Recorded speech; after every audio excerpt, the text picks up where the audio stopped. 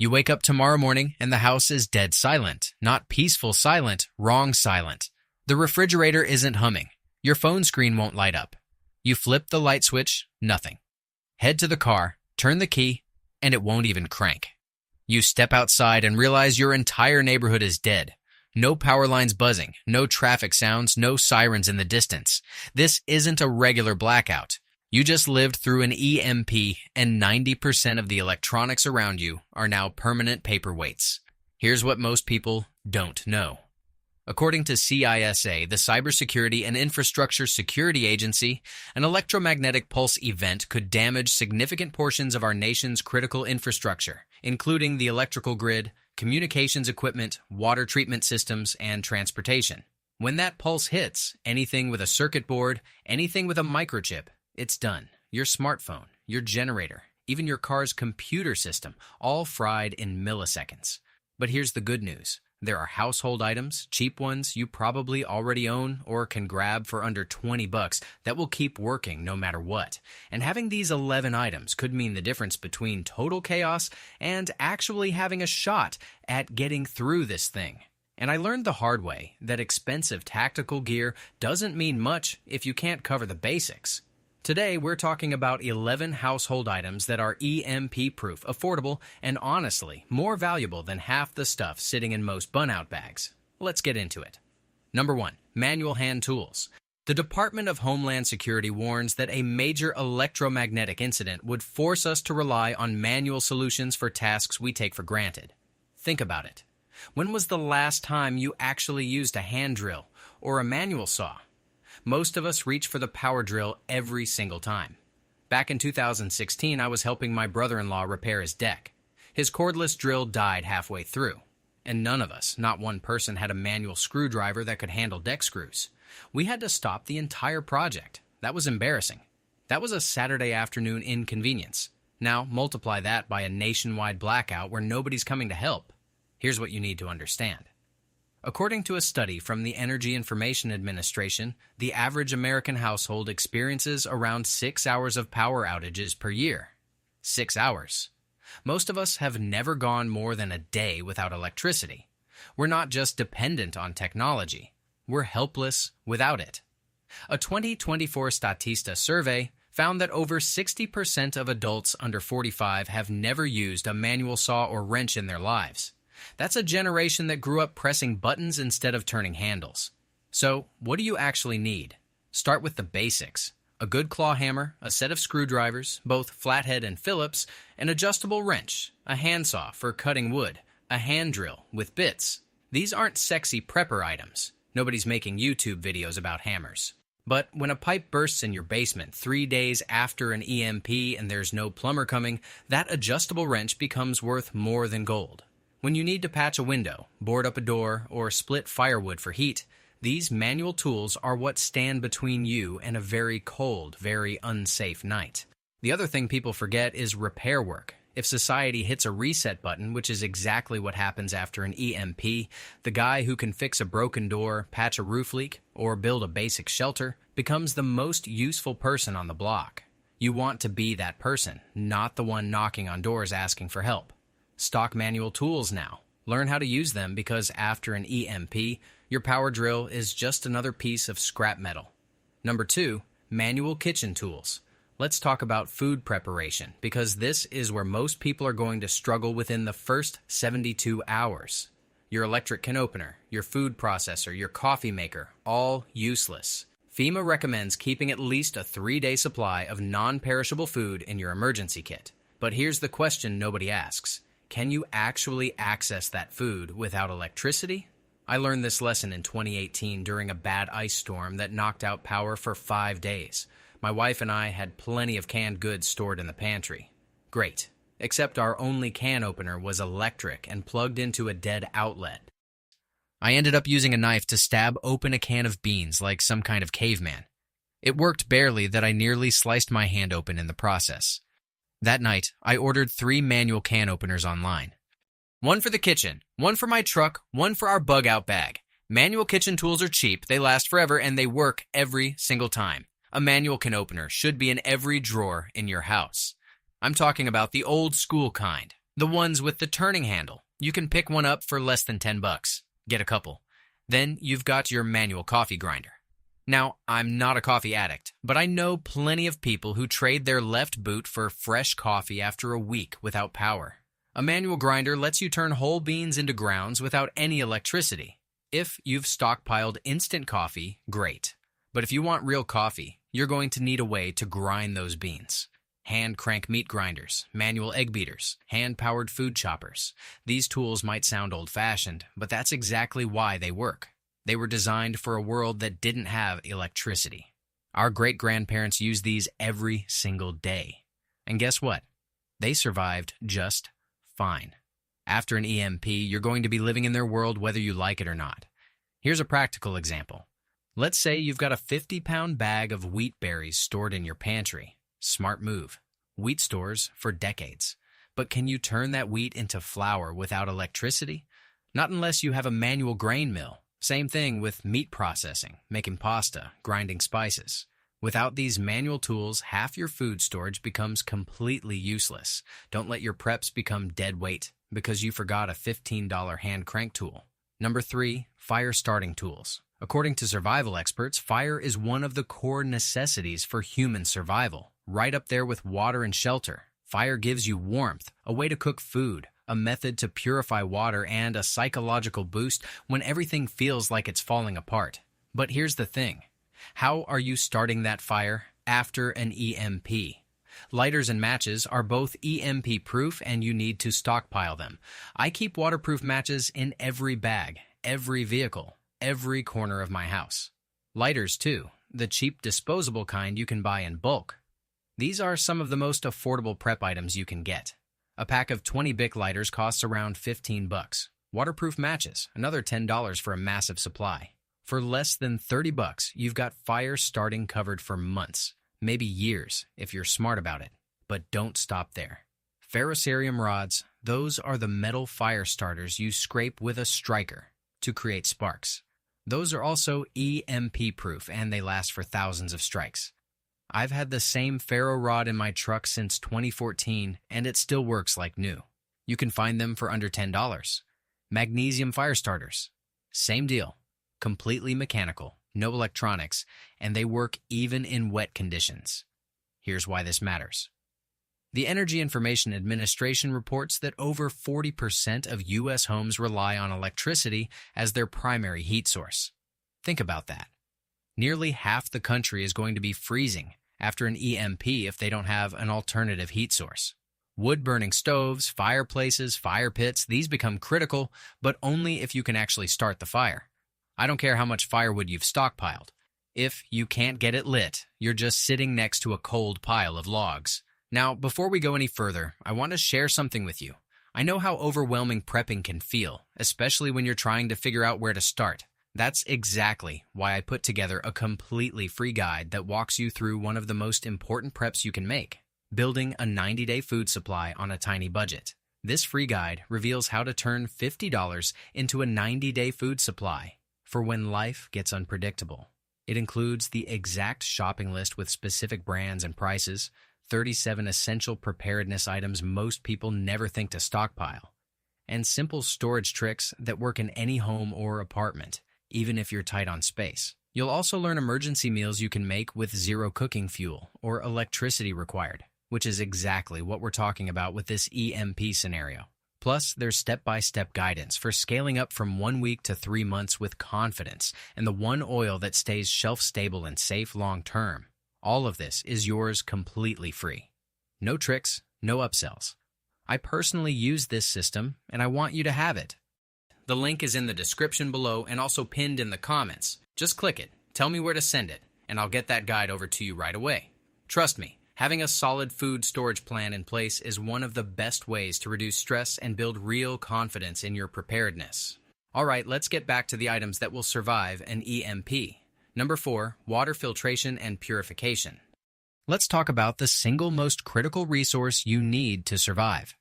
According to the EPA, over 90% of U.S. water treatment systems rely on electric pumps and digital monitoring systems. When an EMP hits, those systems fail immediately.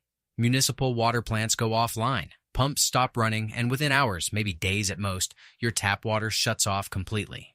The rule of threes says you can survive 3 weeks without food, but only 3 days without water. Most people have never experienced true water scarcity. We turn on the faucet and clean water comes out every single time. But after an EMP, that stops. And when it stops, people panic. During the 2003 Northeast blackout, over 50 million people lost power, and dozens of towns had their municipal water systems fail within hours. People were walking around with empty jugs, knocking on doors, desperate for clean drinking water. That was a temporary blackout, and EMP is permanent until infrastructure gets rebuilt, which could take months or even years. So, here's what you need. Gravity-fed water filters like Berkey or LifeStraw. These require no electricity, no pressure systems. Just pour water in the top and wait. They remove 99.99% of bacteria, viruses, and heavy metals. These filters are used in disaster zones all over the world because they work. A good gravity filter can run anywhere from $100 to $300 depending on the model, but it's worth every penny. Then you've got water purification tablets, iodine tablets, chlorine dioxide tablets. These are lightweight, they last for years on the shelf, and they're cheap. You can buy a bottle of 50 tablets for around $10. One tablet purifies a liter of water. That's 50 liters of drinkable water for $10. Compare that to bottled water, which takes up space, goes bad eventually, and runs out fast. Purification tablets are a must-have backup. If you have a private well, and a lot of rural folks do, you need a manual hand pump. Most well pumps are electric. After an EMP, they're dead. But a manual hand pump can pull clean water from hundreds of feet underground using nothing but leverage and muscle. Installation isn't cheap, but if you're on a well, it's one of the smartest investments you can make. Here's the reality. Rivers and lakes become everyone's backup plan after a water crisis. But so do dead animals, sewage runoff, chemical leaks. If you're drinking untreated water from a natural source, you're rolling the dice with dysentery, cholera, giardia, all kinds of waterborne diseases. During the 2021 Texas freeze, hospitals reported spikes in waterborne illness just days after tap water failed. If a cold snap can cause that, an EMP will be 10 times worse. Store at least 1 gallon of water per person per day for 2 weeks minimum. Get a gravity filter. Stock purification tablets. If you're on a well, install a hand pump. Water isn't just important, it's everything. Food gets you through a week. Water gets you through the fight. Number 5. Flashlights and lanterns with no electronics. Lighting is more than just a convenience. It's psychological security. When the sun goes down and you're sitting in total darkness, that's when the fear sets in. Not because it's dark, but because your brain is wired to associate darkness with danger. You lose your ability to see threats, to navigate your home, to do basic tasks. Prolonged darkness breaks people down mentally. After Hurricane Katrina, there were reports of entire neighborhoods where people huddled around candles just to feel sane, not to read, not to cook, just to exist in something other than pitch black. And that was a regional storm. An EMP would be nationwide. FEMA's 2024 report warned that a widespread grid-down event could leave millions in darkness for weeks or even months, especially in rural areas where restoring power takes longer. Here's the problem. Most people rely on LED flashlights with batteries. Great, until those batteries die. Then what? The average American household, according to the Energy Information Administration, only experiences about 6 hours of power outages per year. That means most people have never spent more than a single night in total blackout. We're not prepared for extended darkness. You need multiple layers of lighting. Start with candles, simple wax candles, the kind you can buy in bulk for cheap. They're ancient technology. No circuit boards, no batteries, just wick and flame. Long-burning emergency candles can go for over 100 hours. Stock up on those. Oil lamps are another solid option.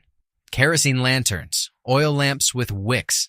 These burn for hours on very little fuel, and they've been used for centuries. You can find them at hardware stores for under $30. Then there are crank-powered LED lanterns. These have a hand crank on the side that generates power. No batteries required. You crank the handle for a minute or two, and you get hours of light. Some models even have solar panels on top for daytime charging. These are EMP-proof as long as you store them properly before the event, which we'll get to in a minute. Here's the thing about lighting. You don't want to make yourself a target. If you're the only house glowing in a pitch-black neighborhood, desperate people will notice. Use blackout curtains. Keep lights pointed inward, and be smart about when and where you use them. Lighting is for survival and safety, not advertising that you're the only house with working gear. Number 6. Battery-powered and crank radios. When the power grid fails, and it will during an EMP, there's one thing more valuable than food or fuel, and that's information.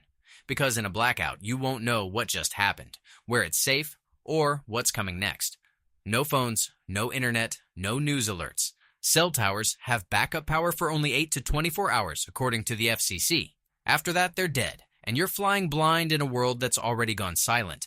But a crank radio still works. No plugs, no Wi-Fi. Just a handle you turn and a lifeline to the outside world. FEMA and NOAA both recommend having an emergency weather radio that can pick up NOAA all hazards alerts. These alerts cover not just storms, but chemical spills, nuclear incidents, and yes, large-scale grid failures. Many modern crank radios also have solar panels, flashlights, and even USB ports to trickle charge a phone if it still functions. Think about this scenario. You're sitting in your home thinking everything's fine, but 30 meters away, a nuclear plant just issued a silent evacuation order. Without a radio, you don't hear it. You stay put, and your family stays in the danger zone. During Hurricane Ian in 2022, entire communities were left in the dark after cell towers failed. It was local radio stations that got vital information out. Road closures, food distribution points, rescue operations. Here's the truth. Only 13% of Americans say they're very prepared for a disaster, according to a 2023 Pew Research study. That means 87% of people are unprepared to hear what matters most when it matters most. A good crank radio costs between $20 and $50. You can find them on Amazon, at hardware stores, even at some big box retailers. Get one, test it, and keep it accessible. Because when the grid goes silent, will you be listening or will you be guessing? The difference could mean bugging out in time or missing your only chance. Number 7. Mechanical locks and safes. Let me paint a picture. It's the 7th night after an EMP. No power, no police presence, nobody coming to help. The air feels tense. You hear footsteps outside around 2 o'clock in the morning, soft, slow, deliberate. Someone's testing your front door. You reach for your safe to grab your firearm, some cash, a flashlight. You press the keypad and nothing happens. The screen is dead. No beep, no unlock, just silence. Your state-of-the-art electronic safe has become a 200-pound paperweight. This is the reality most people never consider. We buy smart locks, fingerprint safes, keypad vaults because we're told they're secure. But in an EMP scenario, they fail just like everything else. According to data from CISA, unshielded electronic devices, including locking mechanisms, are vulnerable to electromagnetic pulses. That digital lock on your front door, that biometric gun safe, it's only as good as the power it depends on. After Hurricane Maria devastated Puerto Rico in 2017, crime didn't just rise, it exploded. Looting was rampant, homes were broken into, supplies were stolen.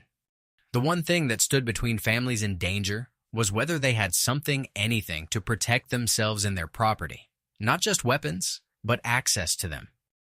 In a long-term blackout, your home becomes your bunker. If you can't secure what's inside, or worse, you can't reach it, you're in serious trouble. The good news is old school still works. A mechanical safe, the kind you spin with a dial or unlock with a key, is immune to power loss. So are traditional door locks, padlocks, anything that doesn't run on batteries or Bluetooth. It might not feel as flashy, but when the grid collapses, simplicity wins. The question you need to ask yourself right now is this. If the power went out tonight with no warning, could you still access your essentials in under 60 seconds? Your firearms, your cash, your important documents? Or are you putting your trust in electronics that might never wake up again? Don't wait until you're locked out in the middle of a blackout. Mechanical locks and safes are affordable, they're reliable, and they'll still work when everything else is dead. Prepare like everything depends on it, because one day it just might. Number 8, bicycles and manual transportation. After an EMP strike, 90% of vehicles on U.S. roads could stop working in seconds. That's not a guess. That's according to the 2008 EMP Commission report backed by the Department of Homeland Security. Modern cars are packed with over 50 microchips. When those fry, your $40,000 SUV becomes a giant paperweight. So, what still works? Your bicycle. No circuits, no battery, no software updates required. Just chain, pedals, and muscle. Let's say your kid is stranded across town. Phones are down. No Ubers. No fuel. Do you have any way to reach them fast? Because in a citywide collapse, roads get clogged, people panic, but you can ride right past the traffic, right past the chaos. According to the U.S. Census Bureau, only 12% of Americans use a bike regularly, and even fewer have one ready for emergencies. Ask yourself, is your bike in working shape? Do you have spare tires, tools, a basic helmet? Here's the thing about bicycles. They're quiet, they're efficient, and they don't require gasoline. After an EMP, gas stations won't work. Pumps are electronic. Payment systems are down.